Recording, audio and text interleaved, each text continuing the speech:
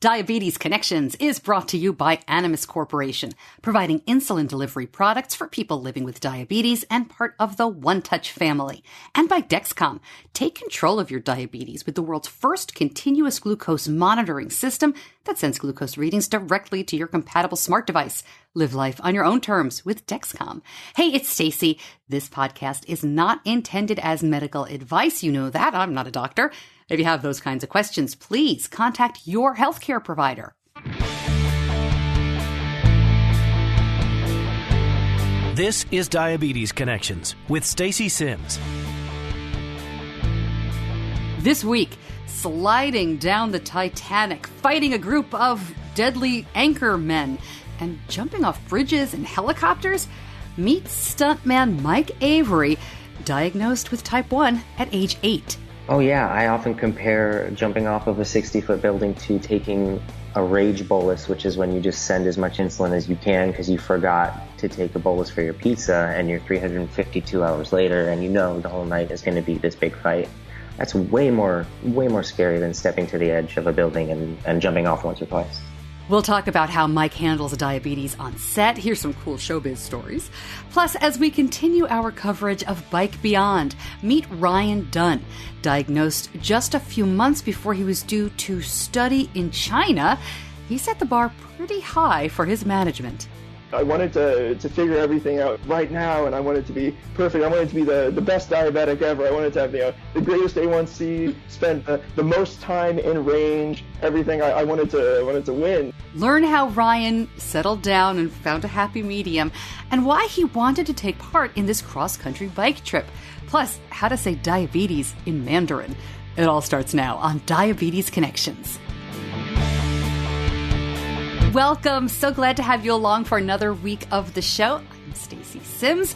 And if you are new to Diabetes Connections, we try to educate and inspire about type 1 diabetes by sharing stories of connections from celebrities and athletes, as well as the healthcare and tech companies that we rely on. Plus, I want to talk to you and share your story, even if you aren't organizing the world's biggest Family D conference or running a marathon in every state, because so many of us are just living day to day with this condition for ourselves or in our family or someone we care about. My son has type 1 diabetes. I do not, but I was a local TV and radio reporter and host for many years, and that's how this show came to be. So I'm really glad to have you along. Lots of stuff to tell you about today.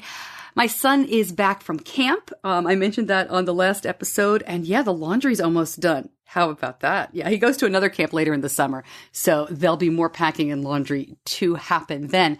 But I wanted to share and give a thank you to something and someone cool that happened at this camp.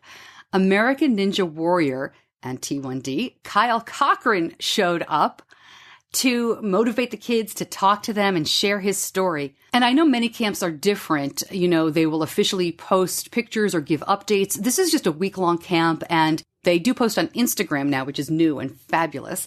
But there's not an email that goes out or an update ahead of time, you know, who's going to be at camp. So the way I found out that Kyle Cochran was there was one of the counselors posted a picture of Kyle doing a backflip in my son's cabin.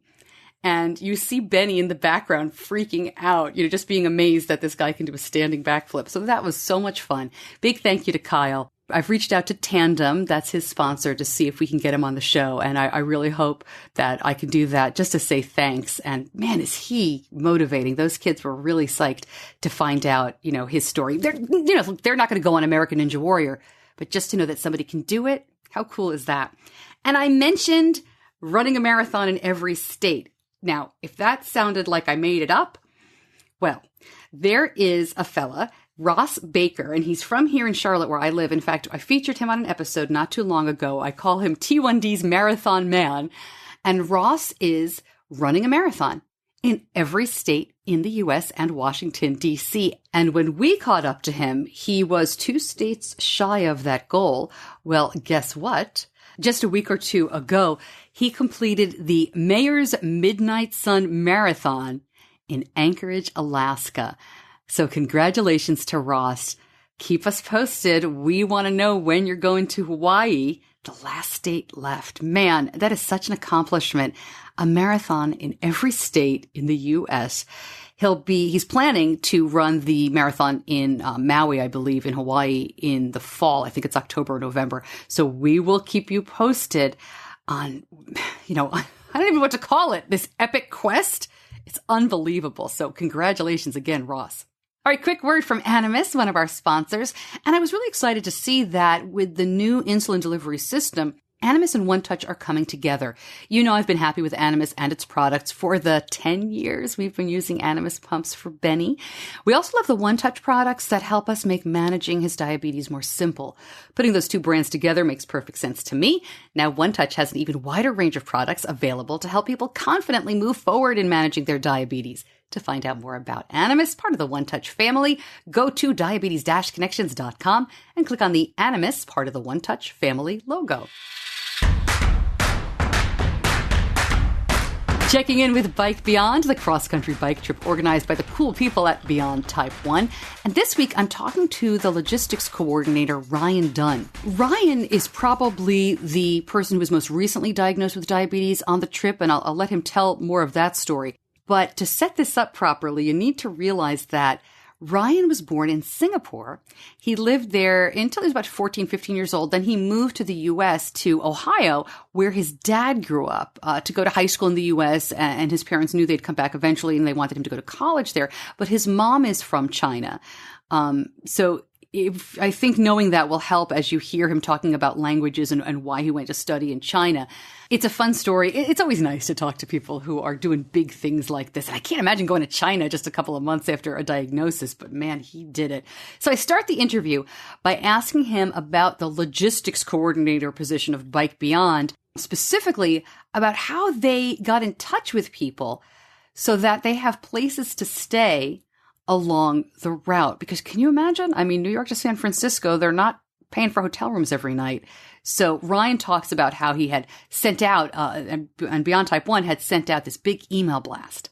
And people responded. People came back and said, hey, we'd be willing to either host people or we'd be willing to kind of help with different things around the area. And I'm sure these were all people that were already kind of plugged into the Beyond Type 1 community.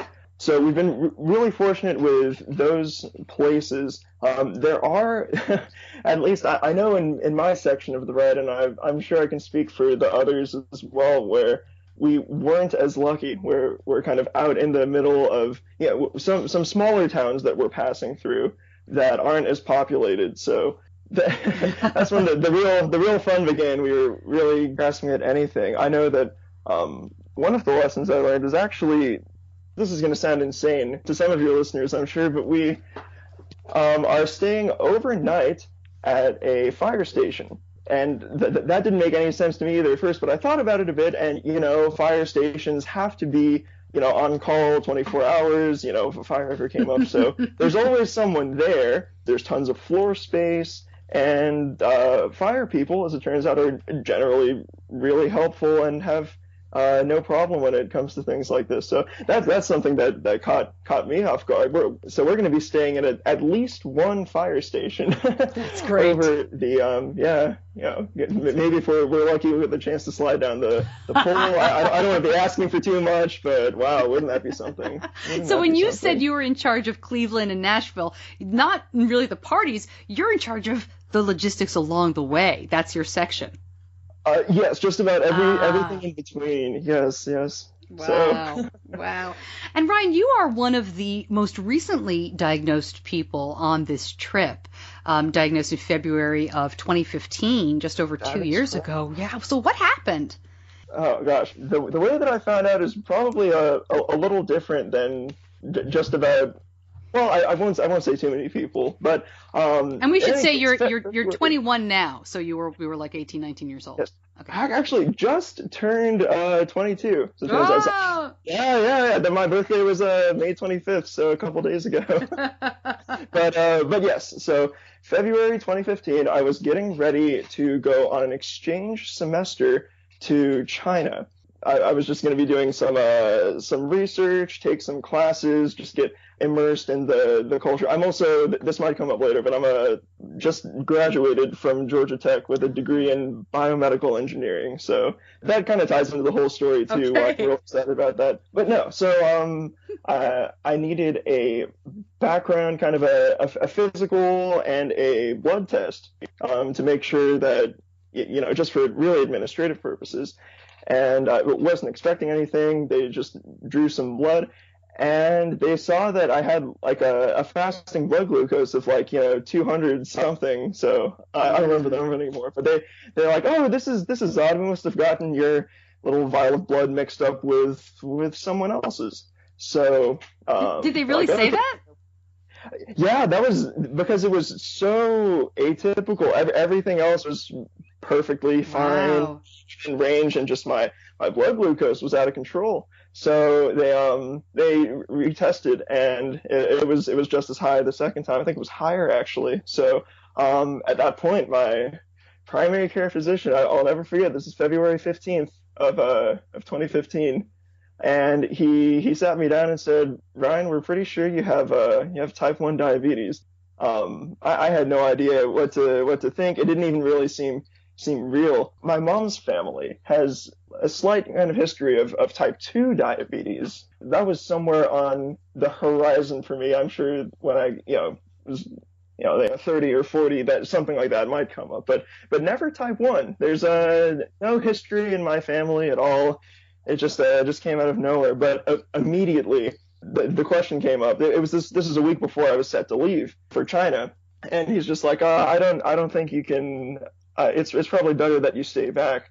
And I'm like, this is ridiculous. I don't even know all that type 1 diabetes entails yet. I just found out like 30 seconds ago. But I'm like, I can't let this stop me. I've been so excited about this exchange semester for so long that I'm basically just going to do whatever it takes to sort it out. And he's like, well, okay, sure. Let it be known that I advised you otherwise. But he recommended that I see an endocrinologist. So I did. In the University of Cincinnati, so kind of a teaching hospital / clinic. And they just happened to have a space for me, and they were so generous with their time. I told them kind of what the last week had been like, kind of figuring out whether I had type 1 diabetes or not. And that I had this trip that I wanted to go on, this exchange semester that I was going to do in China. And between him, the endocrinologist, and the rest of the care team, they walked me through everything. They told me everything that they tried to fit 6 months of diabetes education into just that week. So that trip wouldn't have been possible, easily would not have been possible without them. So armed with that little bit of information, and just some basic diabetes supplies, and, I went off to China, and I lived in a studio apartment by myself just off of campus. And I'm not going to, the experience itself was brilliant. I look back on those few months as some of the best of my life, but wow, figuring out basically all of that on my own. There was that those first few months where I didn't touch anything that could be conceivably thought of as a carbohydrate, and it was kind of scary. I lost 20 pounds in the first 2 weeks. It was I really looked pretty rail thin compared to what I was. So you learn from trial and error. I think that's probably the biggest thing that I've learned from diabetes, and that's the biggest thing that anyone can learn from diabetes, is that all of our bodies are so different, to the point where guidelines are guidelines. They're definitely places to start with. Like when it comes to different carbohydrates, some people react to potatoes better than they react to rice or, sure, sweet things, and,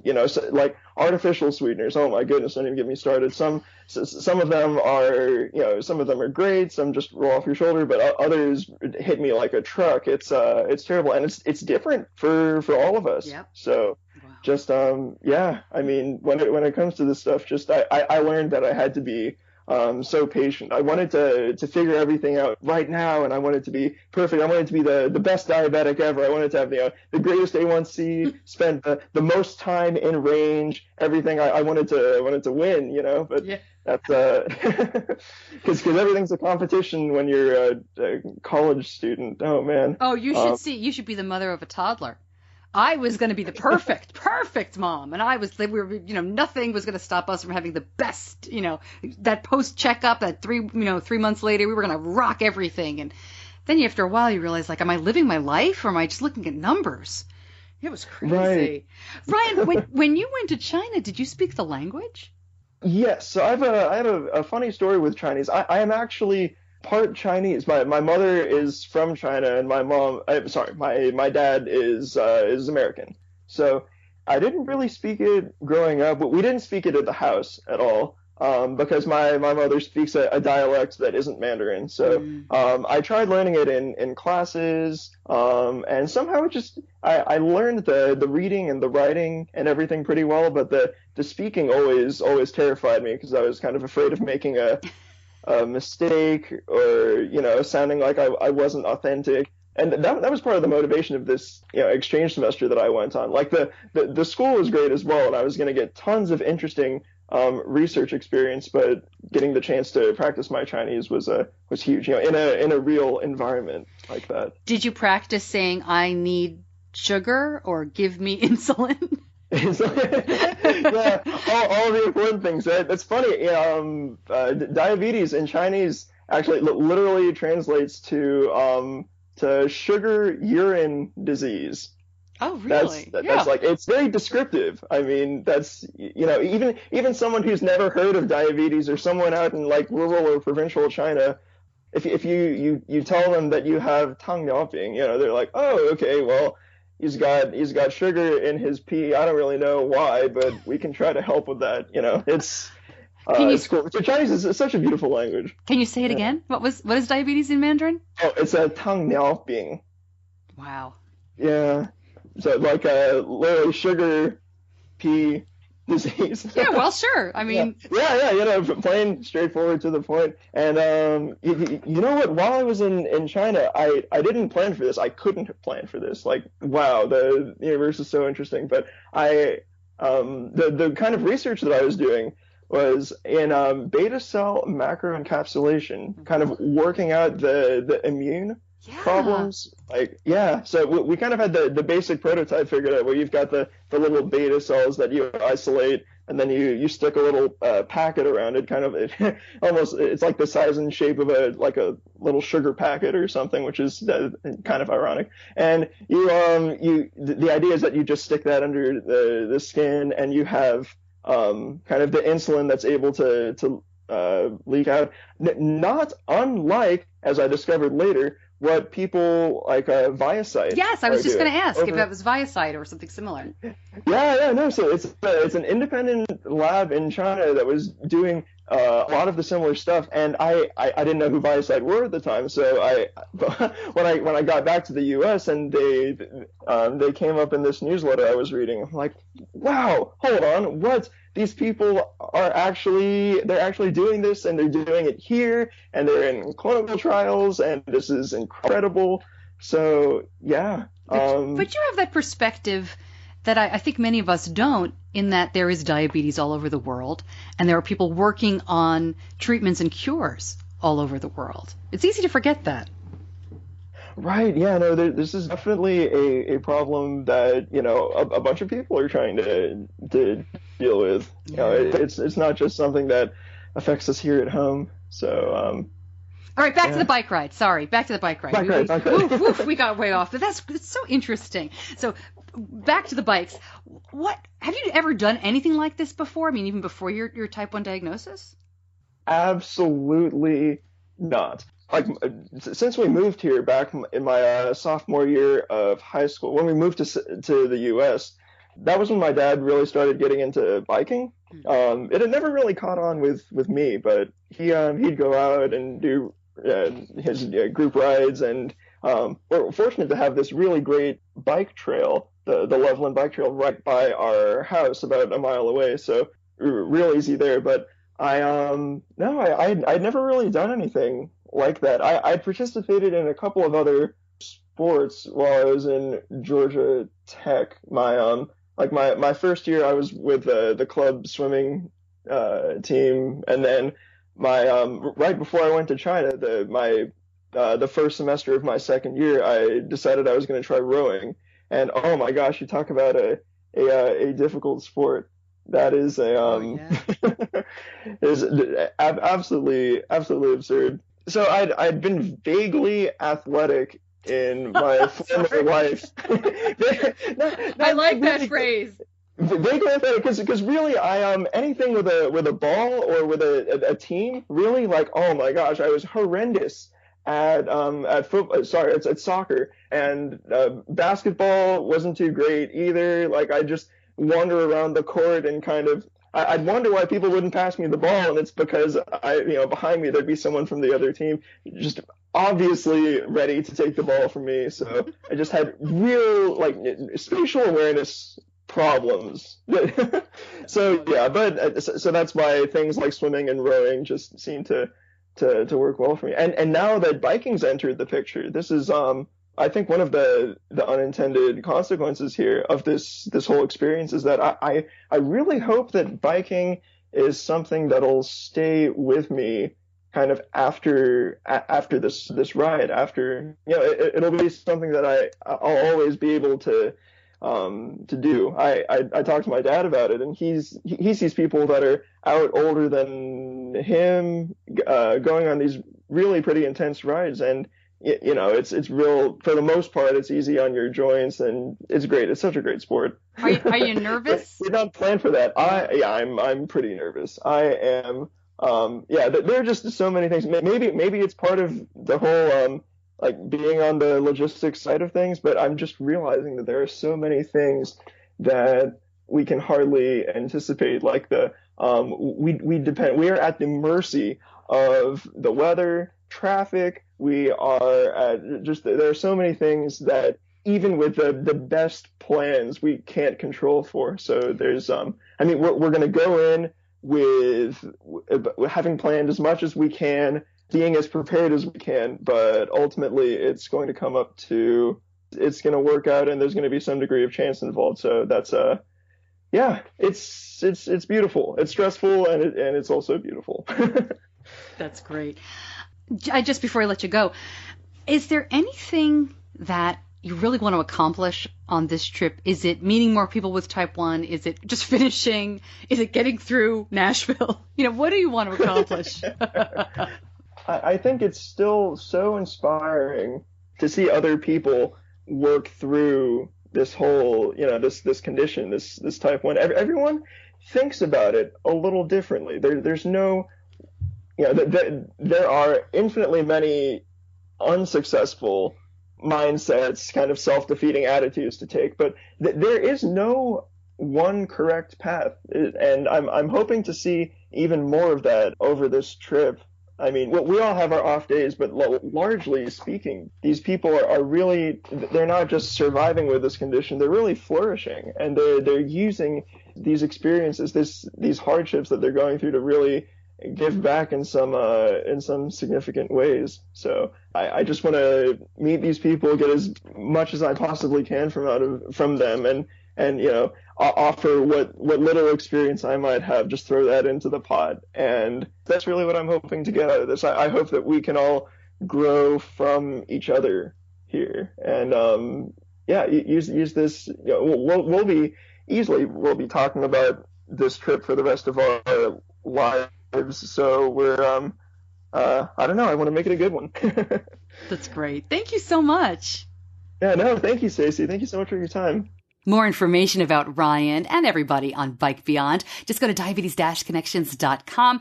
And I'm linking up the individual rider that I'm talking to. I'm linking up to their donation page as well. Bike Beyond is a big fundraiser. Beyond Type 1 helps other diabetes folks, different groups and communities, and you can find that right on their website. And I urge you to go ahead and check all that out and donate if you can to this ride. It's just amazing. We've got lots of time to go because they're doing this all summer long. My interview with stuntman Mike Avery coming up in just a moment. Let me tell you first, though, about our other sponsor, about Dexcom. When Benny was younger, he was totally out there sharing about his diabetes, right? A lot of kids are like that. He didn't mind checking. He didn't mind dosing in class, during sports, anywhere. But, he just finished 6th grade. He's gotten a lot more private. And I was surprised to see how much the Dexcom is helping with that. Being able to discreetly check the display on his smart device or the Dexcom receiver is a lot less cumbersome than getting out all the gear to finger stick. The Dexcom G5 Mobile Continuous Glucose Monitoring System is the first FDA-approved device to let you make treatment decisions without pricking your finger.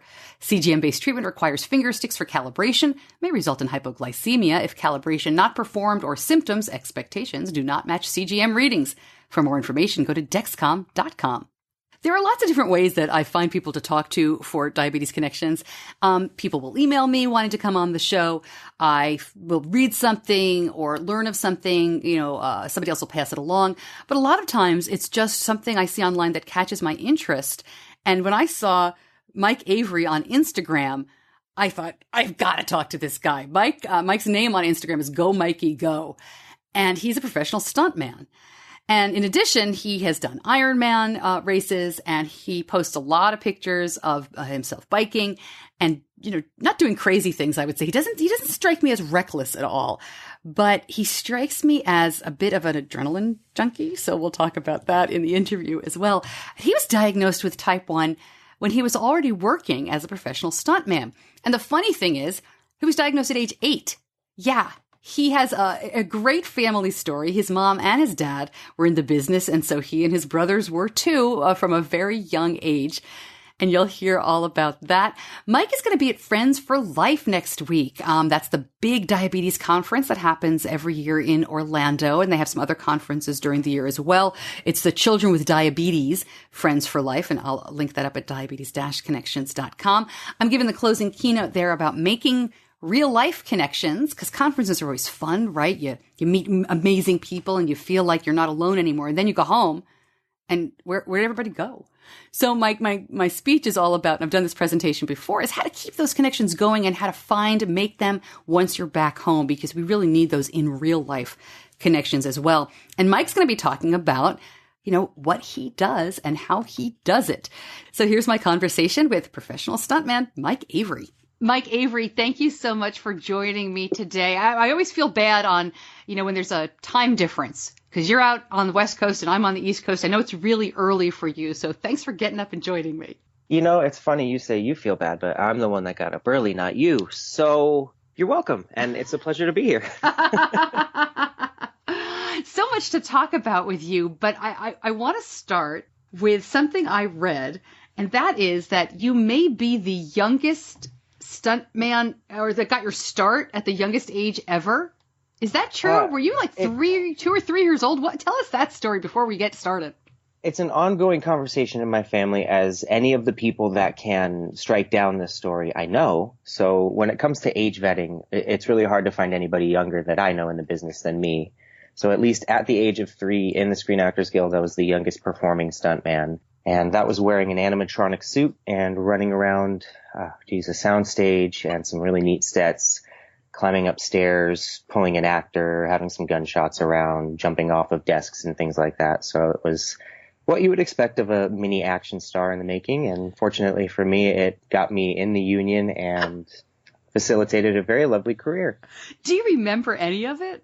I remember very small bits and pieces. I remember putting some of the stuff on, but if you ask me, day to day what happened on that set for about 2 or 3 weeks, I really couldn't tell you. Is it a movie that we could find? I mean, could we pick you out and say? Oh, you can't. You can't pick me out, but you can definitely pick me as the character out. It was called a gnome named Norm is what it's under now. An unnamed Norm? A gnome named Norm. Oh, a gnome G-N-O-M-E G-N-O-R-M. It was I think a B movie by Stan Winston, who in the 80s and 90s was doing a lot of costume and creature work, as that was pretty big. And I fit. No one else in the business fit. And since my parents were stunt people, the phone call went out and said, "Hey, would Mikey like to do it?" And of course, I thought it was just playtime. So that that was what it was. That's terrific. A gnome named Norm. Yeah, So now everyone knows where to find it. Yeah. It's on YouTube somewhere. Oh, I love it. So what was it like growing up in that house? I mean, everybody feels like their childhood is completely normal, right? We all only know what we know. Your dad, a very well-known stuntman, actor for many years. Your brother is in the business as well. Right. What was it like? Was it a calm home, or were you guys always jumping around? Oh, yeah. We shouldn't leave out Mom either. She, of course, was one of the very well-known and prominent stunt women in the business. So, yeah, coming from a family of all three of them constantly working just was what you would expect of a circus family, where there was a lot of pads and toys in the garage. And if we weren't out riding motorcycles or flying an airplane on in one weekend, we were, practicing and jumping off things or literally being blown off of things on a show on the next. So there was usually something fun going on, or the complete opposite was, sheer boredom. It's a job really well suited for people with ADD. However, there's that downtime. So we tried to fill it a lot with just play, which is important. A lot of martial arts and stuff like that as well. I'm sorry I left your mom out. I didn't realize she was in the business too. Did they meet in show business, or was it something that brought them together? It's a very interesting story. My dad owned a karate school, and they met there. My mom was his student, as a matter of fact. And as they were, forming this relationship, they of course fell in love. My dad was also a police officer at the time and got a call to a robbery, sent himself to that call. This is in Santa Barbara.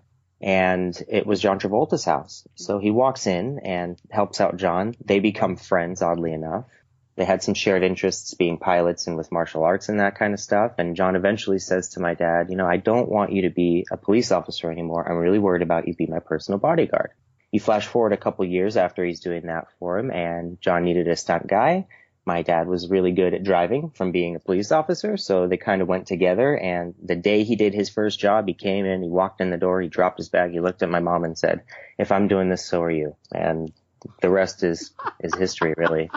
It's like a story, from a book, really, and there'll be one, I'm sure at some point, but I still am taken back by that story all the time. It's just so neat how it kind of happened. Yeah. I love that he said, "If I'm doing this, so are you." And she said, "Yeah." I mean, really, if I try to put myself there, it was the 1980s, and on a John Travolta movie, the money I'm sure was fine. So it was as Hollywood as it could get. How could you not? I think they were shooting in New York on a show called Chains of Gold. So it was, or maybe Philly. It was somewhere out there and on the East Coast. And he was living what everyone wanted to. So yeah, you don't turn that down. That's fantastic. That is about as 80s as it gets. I'm an 80s kid, and Chains of Gold and John Travolta, man, that's great. So there you go. He was doing all the driving on that. And then, throughout those movies with him, he was in all of them. And Look Who's Talking. You see him as the cab driver, which is really neat because he gets some face time. Yeah. And that boy is named Mikey in the movie. And there's a reason for it. He's named after me. That's great. Right? Yeah. So all this is going on in your house. It sounds like a really fun way to grow up. And then you're diagnosed with type 1 diabetes when you're in elementary school. Do you remember what happened? Oh, man, yeah. What a kick in the butt. I was 8 years old. It was the third grade for me. And I just was behaving like the sort of stereotypical PSA type 1 diabetic. I had a lot of frequent urination. I was rosy-cheeked. I weighed a whole 53 pounds. Wow. So I really was tiny. And I was starting to wet the bed every night, and that's when things started to seem a little bit strange to my parents. Until one day we were driving, and I told my mom everything looked like one of those mirrors that you see at the edge of a parking lot. And because she was a stunt woman, she immediately did a 180 in the street. We drove into the doctor, and without skipping a beat, he looked at me, and this was just the general doctor, and he says, "Oh, that boy's got type 1 diabetes." I don't know if he had just read a book or was just that good, because I know that, not everybody's diagnosis is so simple as mine. And so from then I got to meet my shot and find out that was going to be a lifetime of those. And off to the hospital we went, and it was time for a real challenge, because really stunt work is nothing compared to this. How did your family react? I mean, I'm sure your parents jumped right in, your brother. Do you remember changes in your house right after that? Oh, immediately. I remember mostly being in the hospital every night, but in the mornings having my entire family there. They would come and they would check in. My brother and sister would drop me off coloring books and just kind of help keep me occupied. And it was about 2 weeks that I was there, so we had a lot to do and a lot of time to fill, obviously. And then when we came home, it was a team effort. Everybody was, part of, there wasn't carb counting at the time really, but everybody understood what the sliding scale was and what insulins did what and how much to give and how to check blood sugar and what numbers were good and all of these things. Everybody really took a hands-on approach. And I find with a lot of families, if the people don't know it, it's not because they don't want to, it's because they just haven't had that opportunity for that hands-on approach yet. So I felt very supported and pretty lucky too. Yeah, that is really good. It's amazing. And I should have asked this before we started. I don't know how old you are, Mike, but yeah. What year were you diagnosed? Was it like the late 90s? I'm 32, and I was diagnosed in 1993. Okay. So I'm trying to think of what was available. As you said, there wasn't carb counting then. I'm sure. We had regular and NPH. Yeah. And I've been told since that NPH stands for non-predictable hormone. And I'm sure, yeah, I got it. It took me a second. I'm like, non-predictable. Right. That's funny. I actually haven't heard that. That's pretty funny. Okay. Yeah, it was a fun way to dose your insulin and then make sure that within that window you ate that food, and it was the same every day almost, and just it wasn't freedom like type 1s get these days, which is as ultimate as it's going to be until we have a cure. Yeah. When did you start with an insulin pump? That was within about 2 or 3 years. I went to a camp on the West Coast called Camp Conrad Chinnock for years and years. And the first year that I went there, I saw a kid come up to me and she had on this blue packet on her hip. And I went, what is that? And she goes, oh, this is my insulin pump. And she was so proud of it. We were probably, 10 or 11 years old. And I just was blown away by this thing. I said, tell me about it. And, for a kid, it's very simple. I take 1 shot every 3 days, not 3 shots every 1 day. And I went, oh, that sounds incredible. You have to wear it? Big deal. And from that point, it was a love affair I'll probably never give up. It's my best pal. It was pretty early, though. I mean, the mid-90s, not a lot of people were wearing insulin pumps at that time. There weren't. It was a Medtronic 507C. So it was a really old pump. It had a screw system. At the time, it was pretty cool, but they were awfully fragile and really probably not so accurate compared to what we have now. So it was neat to have, I'll tell you that much. And it started a really good trend in diabetes care, I think. Was camp something that you really enjoyed? Or, I mean, do you go back and work at some camps now? I go back and I work at camps. I go back and I speak at camps. I go back and I volunteer at camps. I think I'm a nonprofit board member of Padre Foundation, which runs camps all over the place in SoCal. I think that without type 1 camps, you just go as an adult, even with like Connected Emotion and some of these other ones, you go down a very lonesome road. And there's a heck of a lot of us for the little amount in the population that there is. And the more we're together and work on that tribe thing, the happier and easier it is to take care of your condition.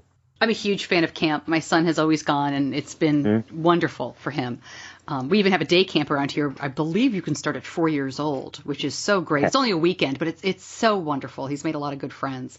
You end up spending your entire year waiting for that small portion of time to come up. And the friends that I've made that I knew nothing about them other than they were type 1, but we were immediately buddies. And some of them I still talk to. It's been, 20 something years. We're still friends. That's great.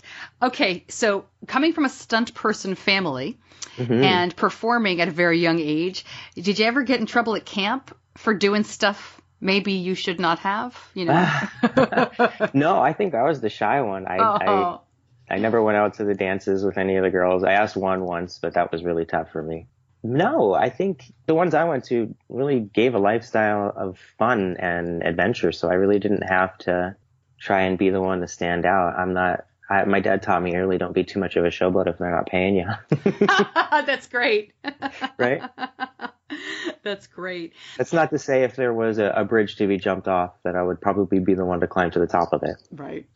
Let's talk about your stunts and performing, because I'm looking at, your IMDb profile here. And that thing needs to be updated.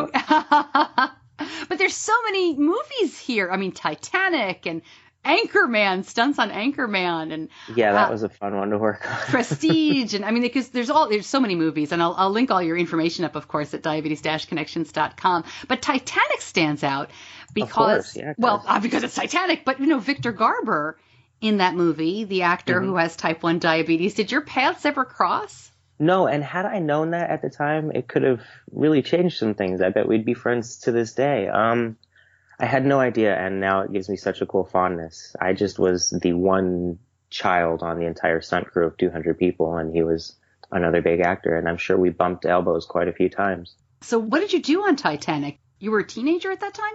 I was about 12 years old. Oh, okay. We were in Rosarito Beach, Mexico for 2 months, and it was an international stunt crew of about, like I said, 200 people, which you didn't see much on films. It was usually a much tighter group, and mainly from one place, the area that you were shooting in. So to have that was already a big undertaking. And then we stuck all of us on the back of the boat when it goes up. It was about 180 foot long gimbal, and that thing rotated up, scale set size rotated up to 90 degrees. And we hung off that thing every night for 2 months, just about. What was that word you said? The gimbal? The gimbal. So they basically took this 180 foot set that was built to scale, and they set it on top of a giant rotating stage, if you want to call it that. It had 3 hydraulic pistons that were probably 30 or 40 feet long, and they would push the stage up to a 90-degree angle at any given time and anywhere in between, so we could simulate the boat starting to go up, and that way we were able to slide all the way down the deck. The computer generation at the time was just not what it is now, so if you made a dragon, it looked really fake, and if you made people sliding down a deck, it looked horrible, so we did it practically. I imagine that was fun once or twice, and then it just becomes work. I mean, did you have to do it again and again? Oh, yeah, we did it for days on end. Oh, but gosh. I had 199 stunt people, in this case, probably 20 or so, that were our closest family friends. I called them all uncle or aunt, and they would all slide down before me and then be a human catcher, and then I'd slide into them, and everything would be great. And I got off early because I was a kid, so I'd sleep half the night while they were still working. So it was great. I had no complaints on that one. And then if you look in the first lifeboat, I have a nice close up in there right as it starts to go down. What about working on, I'm not going to ask about every movie, I promise, because we could be here for days and days. But what about working on Anchorman? Oh, man. That was really fun. I got to do some of the driving on that during the car chase. In one of the cop cars. And then, let's see, there's a sign scene that actually got cut out where there's some tagging on the sign and he sees it and drinks the big thing of milk and is all unhappy. There was a scene where I got to be the guy painting it and look down at him, and I forget what else. I think I shouted something at him. They cut that out. And then during the big fight scene where they're having all the medieval weapons come out, I'm swinging on around on the back of one of the guys for, I don't know, a good 10 minutes of that fight. It was really fun, really fun. My dad was the stunt coordinator, so if I wasn't working on it, I was definitely just hanging out watching those guys ham it up. Oh, that's great. How fun. Yeah. Is it hard to watch movies, though, since you know everything that's going on? Oh, you know how much trouble I get in at home for pointing stuff out or just, yeah, it's tough. I think more than making it hard to watch a movie, it makes it easier to appreciate a really well done one. Mm. When I see something that's done with good effort, and I appreciate cinematography and way more than just the stunts. So when you see people really come together and put a product out or a story out that really moves emotionally, then yeah, I appreciate it that much more because I know what it takes, which is a heck of a lot of teamwork. Do you do dangerous stunts? I mean, have you done something that you would have considered really very dangerous or that kind of worried you? So I was going to say, when you say dangerous, to me, that translates to getting done with it and then saying, oh, that was really stupid.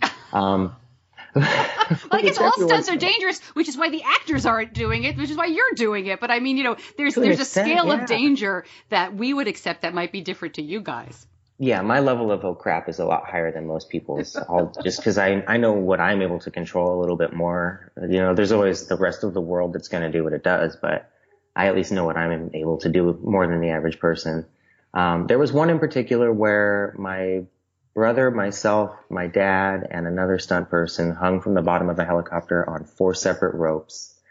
And we held on to each other so that we didn't fly apart like a bunch of pendulums, I guess, and flew through downtown LA with about 20 feet of rope in between us and the helicopter. when we think about what could have gone wrong and how many things had the opportunity to go wrong, and personally knowing how old those ropes were, because my dad and I brought them in that day, that was probably one of the more dangerous stunts. What was that for? It was for a commercial for a calorie bar in Japan with Kiefer Sutherland in it. So it didn't even show in the U.S., but I can send a link to the YouTube video for that one. I'd love to see that. Yeah, we come in and rappel off this helicopter and do like a big 24 looking thing. It was pretty neat. You've since, let's say, taken a break from doing some stunts and started Drone's Eye View Studios, and you're getting back into stunt work. So first tell me about Drone's Eye View, though. What's that all about? Oh, well, I have a lot of fun hobbies. One of them was Ironman, and that's still stuff I train for. And, you can't take the film out of the boy. So I went and tried doing some triathlon, which I still do, and following that as a different career path. And while it's extremely difficult and awarded a lot of the same feelings as filmmaking, it wasn't quite doing it. And being out of stunt work, I needed something. So I started Drone's Eye View Studios, which was my way of getting back into cinematography and, like I said, getting into the art of things more than hitting the ground, which is doing well. And I get to make productions for a lot of local businesses, especially, which has been really fun for me. And it's part of my drone flying hobby, which, anytime you can use what you like to do to make money is a good thing. But fortunately for me, there's a need for some stunt people. And my brother reached out to me and said, hey, if you want to come down to Mexico to work, we've got some people that would like you. And it turns out they've been asking a lot lately. So I think it'd be foolish for me not to get back in. And I have a really great health insurance and I appreciate it. So I want to keep it, darn it. Yeah, and that's a lot of what it's all about, isn't it? When you're, keeping a job or keeping working for that health insurance, especially with type 1 diabetes. Man. Sister, let me tell you, I've had mistakes in letting coverage lapse in the past, and I know what it's like to have to pay for a bottle of insulin when you don't have coverage, and I know what it's like to order your Dexcom and have to pay for it, and it's worth every penny, but it's really hard to make those pennies back sometimes. So I certainly do not want to take my ability to have really good health care for granted, and I'm going to use it. Darn it. Yeah, I don't blame you. Yeah. What are you using these days? You mentioned Dexcom, and you mentioned you had the Medtronic pump back in the 90s. Do you mind sharing what you're using right now? I use a Tandem T-Slim, and I use a Dexcom sensor. I put those together with my Apple Watch, which I didn't think I'd end up buying one, but man, I should be getting paid by Apple for as much as I talk about this thing. I just the ability to have it on your wrist, but a pump and a CGM most importantly. And for me, that's a Tandem and a Dexcom, and they work really darn well. My control has never been this good. I mean, my mom finally had to stop being a helicopter in my late 20s when she realized that my A1C was lower than she ever had it, and I must be doing okay. Oh, that's great. That's yeah, great. It was a nice victory for me, because to all the young people that are listening, your helicopter parents never really do go away. It's just that you get them to trust you a little bit more. And as the parent, I'm glad to hear that too, because, letting go is what it's all about. But man, is that hard. It is hard. There was a point when I had to walk up to her and thank her. And when I realized that it took a heck of a lot to get me where I'm at, and that as the type 1, you never really understand the type 3 struggle, the type 3 being the parents and siblings and best friends and such, but they live with the disease too, and they have their own story with it. So it's hard, but you gotta kind of leave some room for that to happen. It's a balance for everybody. Yeah, really. You mentioned the T-Slim. When you're doing stunts and things like that, do you keep your pump on? It really depends on what I'm doing. If I'm going to be in a big fight scene, it might not be right unless I've got on, say, cargo pants or something like that. I'm not going to be hitting the ground too much. It's a tough pump. I just don't want to risk it, because if it does break at the end of the day, I have a whole call to tech support and waiting a half a day or a day to get another one and going on a pump or a shot, and it's a whole thing. So I will usually take it off for stuff like that. If it's a driving stunt, no, I want it, and I want it a lot, because those temporary basals and such are really what help with making sure that in these high stress situations, your blood sugar does something a little more predictable than just shoot up to 500 and then wreck your day. Yeah, and I don't want to sound too much like a product commercial here, but I'm going to ask about the tubing. Does it get in the way? I mean, you're doing crazy things. No, I never catch my I mean, I catch it at home when I'm walking by the door sometimes, but no. And I've tried tubeless pumps. I understand the versatility aspect of it, and I see why people like them. And I'm not going to argue their points because every pump works for every person in a different way. But for me, it's never got in the way. And most of the time, I'm keeping my pump shoved in my pocket, and then the tubing shoved in my jeans or whatever it is, or on a bottom layer. We usually have pads on our legs that people don't see, or at least compression pants or something. So I can always kind of stuff it in there. That makes sense. Yeah, my son wears a tubed pump. He's always had the Animus, and he's not a stuntman, but he's crazy. So it really has never gotten in the way, except occasionally, like you said, at home. I mean, how is the kitchen more really dangerous than sports, you know? Yeah, you can go play a football game, but you can't walk past the toilet without catching something. I'm curious, you mentioned kind of understanding your mom a little bit more and those type 3s. Did that understanding come to you when you had your own child?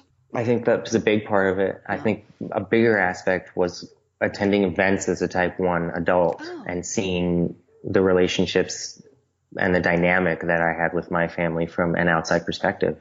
I now see what my parents and family members were doing on a regular basis to be current with what was going on and to make sure that they were caring for me properly and how much they were thinking about me and how often. So that gave me a real insight into what these people are doing. I mean, these kids that come to, say, CWD, they get to go and do their own thing, and they may be annoyed by their parents showing up, but they're there for one reason, and that's to help them. And it's hard to see that when you're on the inside of the house, but when you come outside and you look at it, it's a pretty looking building.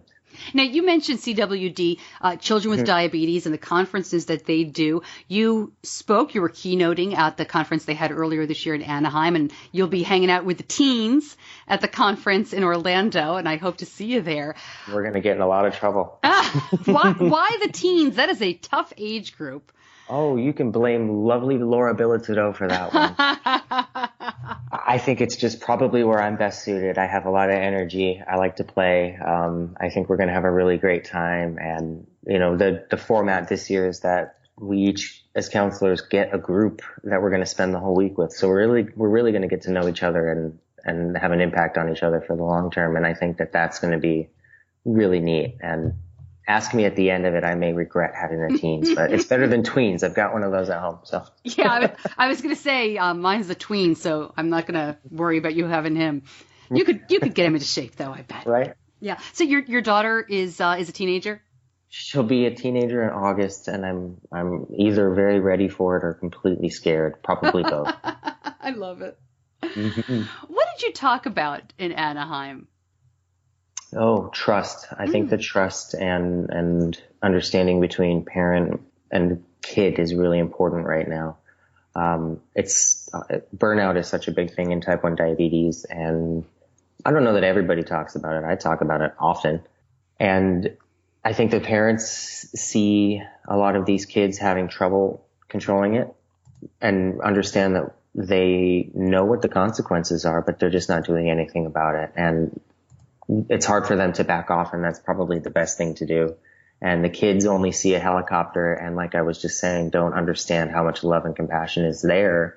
So they only want the parent to back off, but they want them to back off too much. So it's about finding some trust and understanding, the same way in my stunt career we had to, where, if you hang your arm off the ledge and you're my number one stunt teammate, I need to trust you. And when parents are asking for certain things, it's not because they don't trust you, it's because they don't trust diabetes. And when you're mad at them, maybe you're not mad at them, you're mad that you have to do it too. So I think there's a lot of understanding that needs to be made in the middle there. And it's just about somebody bringing it up. Wow, that's great. And I know from my limited experience of a teen and a tween, that when it comes limited, well, I only have those two, and one's not yet a teen. That if they hear it from somebody like you, it means so much more than if it comes from their dumb mom. Right. I lived it, and I had the dumb mom, and she's still around. And when I allowed her to see my Dexcom share, she flipped out, and it's because she's not used to it, and she's worried about me. It's not because she doesn't trust me. I do very well at controlling it for what it is, but it's just how it is. Yeah. So you have to look at it from a different perspective. I think it's good to know that you're not perfect, though. I mean, I'm sorry that your mom is worried about you, and I know she's probably worried about your brother and your sister, too, in different ways. Yeah. But I'm kind of glad to hear you say that you're not managing perfectly, because I think people sometimes look at, people like you who are, professionally successful, doing this challenging job, and think, wow, he must have an amazing A1C and never be out of range and, have it all under control. I hate to say, I'm kind of glad to hear that you don't. No, I have I call my doctor sometimes just so infuriated because everything I'm doing that works on one day is not working anymore. I've had A1Cs up in the 12s. I've had A1Cs down in the 5s. I float in between 6 to 7 if I'm having a really good 3 months. So, no, I am not the picture of perfect A1C, and there are people on social media that make it seem like that's what it is, but it's not. And it's if type 1 diabetes were that easy and something we could control and be perfect at, we wouldn't need interviews like this to get people to realize that it was not fun and still very hard. I cry over it once a month, if not more. I get mad at it. It's not a fun condition, but if you don't allow for those things and concede a little bit of not being able to kick its butt every time, then you're just going to get more frustrated. Has it ever stopped you or slowed you down significantly on a set? No, not once. I've gone low before, but that's simply raising your hand and more importantly, having the tools to take care of it before it becomes a problem. So have the glucose with you, have your CGM in this case, and see the low coming and treat for it. So with technology and everything, no. And earlier in my diabetes career, adrenaline and lack of tech facilitated a lot more high blood sugar, so I didn't have to worry about going low as often, sadly. Yeah, that's what we found with my son in sports and performances. He started acting recently, and it's not the lows that we have to really worry about because that adrenaline, man. Whew.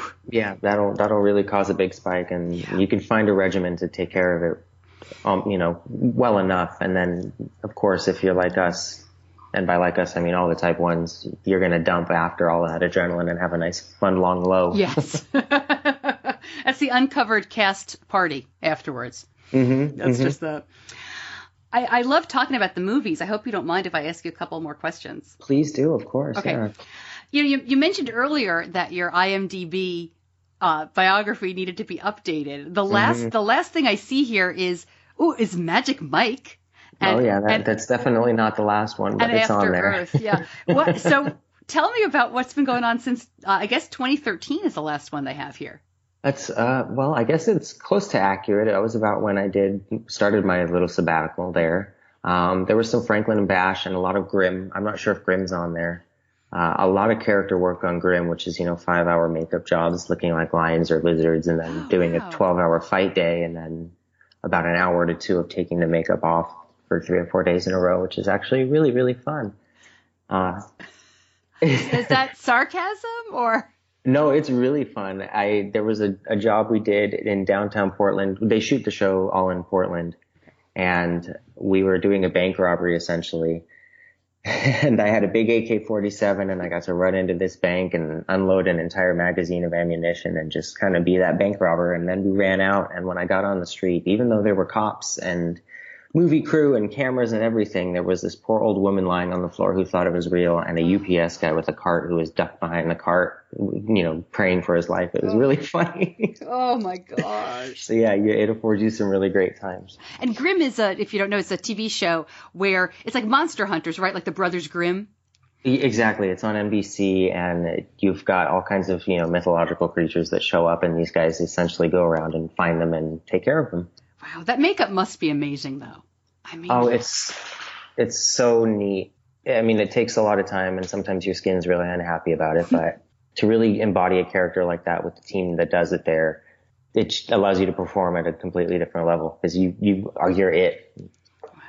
And you had mentioned that your dad is a pilot, and you fly as well, right? Oh, every once in a while, whenever he's got an open seat, he will certainly allow me to take it. So since a young man, I've flown in airplanes, mostly small, propeller plane. Yeah.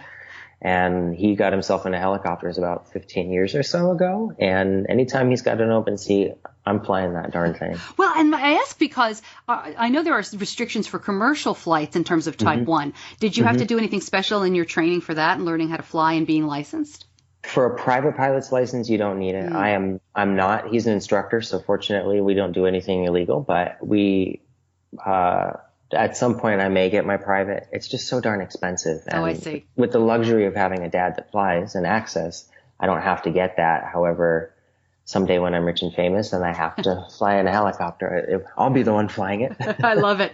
But aside from that, I think you just have to prove that you've got good blood sugars. And with the CGM, that's really easy as long as, and by good blood sugars, that means taking care of problems, like I said before, they get bad, and just being a proactive Type 1. Do you ever look around your family and think, what is the adrenaline issue in this family?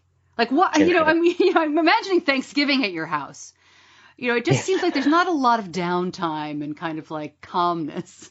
No, if you ever watch, oh shoot, I'm trying to think of what kind of, it's like an SNL skit every 5 minutes. And whether or not there's slapstick, there's just something funny happening or being said, mostly making fun of me having to take a gigantic bolus for whatever I'm going to eat. But yeah, definitely never a dull moment. That's great. Is your daughter interested in any of this, or is it uncool because Dad does it? I don't know if it's uncool, but she's just so unamused. Yeah, I used to bring her on set. Okay, so Drake and Josh was a big show, right? Yeah. And especially for kids your age and her age, and I worked doubling Drake. I worked on the show. I worked on iCarly. I had parts on Hannah Montana. What? I would try to bring her to these sets, and she just wouldn't care. My gosh! On Halloween, she's dressed up in her great costume. I bring her to to a superhero movie, which is a different one I did with Drake. And I'm like, you want to meet Drake? And he was so excited to meet her and be cool and all this. And she just was like, hi. Yeah, yeah. Parents are the worst. The parents are the worst. Parents are the worst. And we talk shop all the time at home. It becomes nothing. What did you do with iCarly? My kids were obsessed with that show. There's an episode where, what's his name? Spence gets a boat. And a bunch of the baseball team, like the Pirates or whatever, commandeers his boat in the parking lot. And I'm one of them when they start taking the boat. And then there's a little fight thing, I think. Oh and my gosh, I remember that. At us. Yeah. Yes. You can't miss me if you watch it. If you know what I look like and you watch stuff now, I stand out. There's a great scene in Nancy Drew too, for kids around that age, where I'm completely skinhead, which is a fun one to find during a party.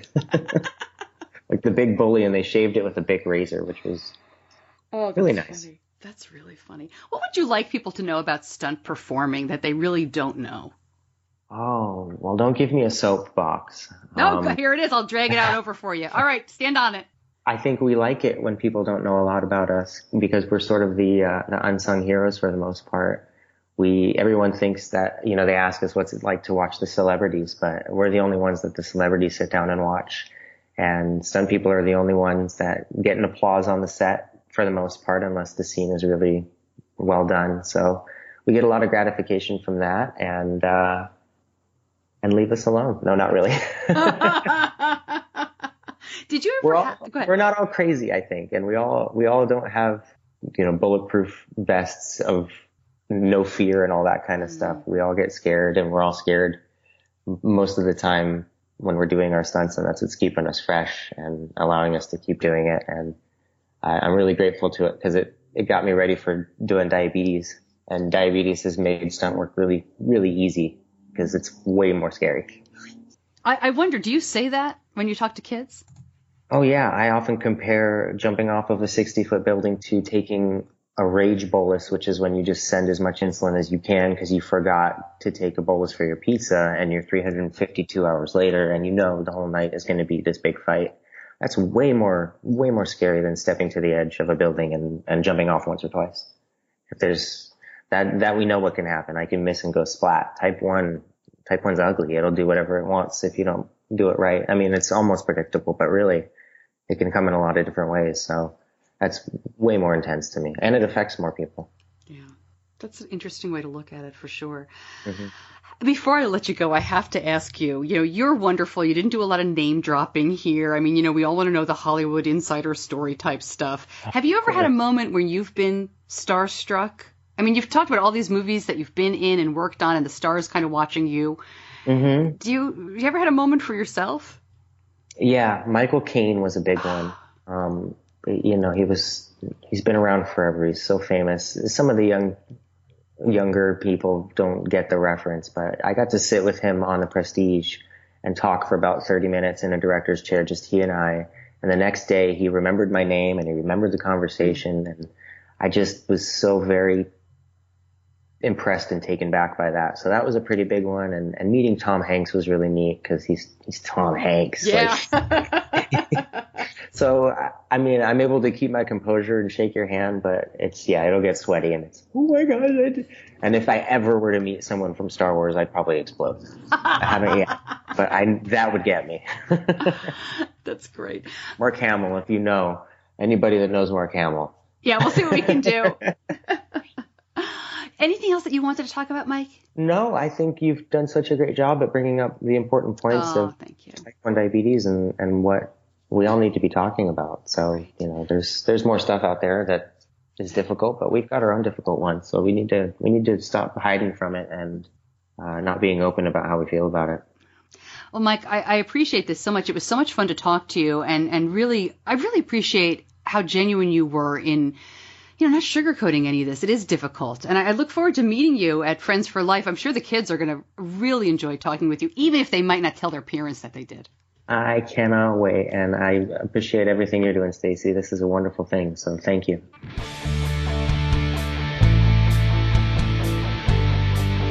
You're listening to Diabetes Connections with Stacey Sims.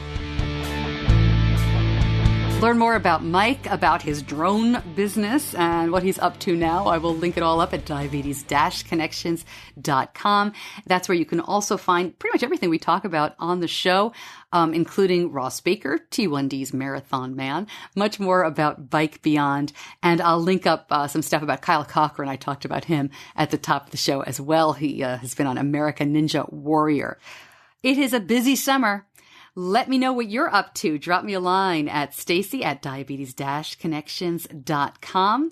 As I mentioned, I'll be traveling to the Children with Diabetes Friends for Life conference next week. We'll still have a show next week. I'm planning to tape some interesting things at the conference, a little bit different than I've done in the past. So I'll keep you posted on that. And if there's anything in particular you would like to learn, obviously, not everybody is going to this conference. It's a wonderful opportunity to be there. I'm very appreciative of it.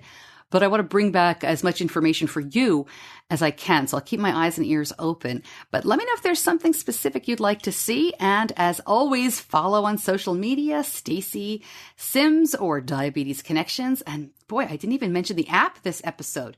Are you listening on the app? We have a dedicated podcast app, our very own, on Android and on Apple. Just search Diabetes Connections, and then you can take the podcast wherever you go. Very easy to listen to. It's really the best way and the easiest way to get the episodes. The show notes are all there, which is just a description of the episode, and the links, they're right there on the app. And then it's really easy to share the episode with anybody who is touched by type 1 or you think would enjoy the show. So thanks again. I know your time is valuable. I appreciate you spending some of it with me. I'm Stacey Sims, and I'll see you back here next week.